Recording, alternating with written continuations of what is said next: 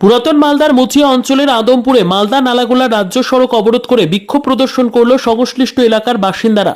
এই অবরোধের কারণ হিসেবে জানা যায়, আদমপুরের বাসিন্দা সজল চৌধুরী তার পরিবার নিয়ে হবিপুর থেকে মালদার দিকে ফিরছিল, কিন্তু বুলবুলচন্ডী রেলগেটের কাছে বেপরোয়াভাবে একটি বেসরকারি বাস এসে তাদেরকে ধাক্কা মারলে ছিটকে পড়ে যায় বাইক চালক সহ বাইকে থাকা আরো দুজন, এবং দুজন গুরুতর আহত অবস্থায় মালদা মেডিকেল কলেজ ও হাসপাতালে চিকিৎসাধীন।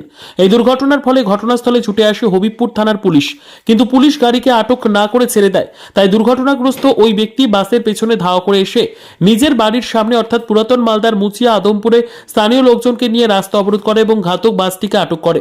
এলাকাবাসীর দাবি, বাসটি বেপরোয়াভাবে কেন দুর্ঘটনার কবলে ফেলল তাদের এবং হবিপুর থানার পুলিশের বিরুদ্ধে ক্ষোভ উগরে দেয়। সেই ক্ষোভের বহিঃপ্রকাশে এই অবরোধ।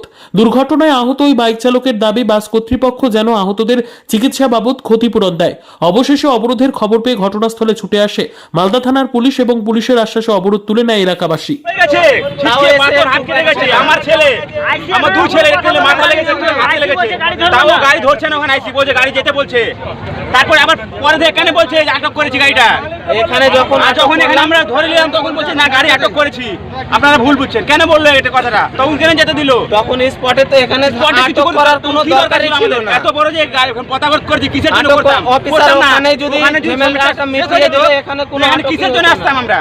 এখানে তাহলে এই কাজটা হতো না, আজকে ওখানেই সমাধান হয়ে যেত, সেটাও করেনি। ঠিক আছে, আপনার নাম? আমার নাম কানাই চৌধুরী।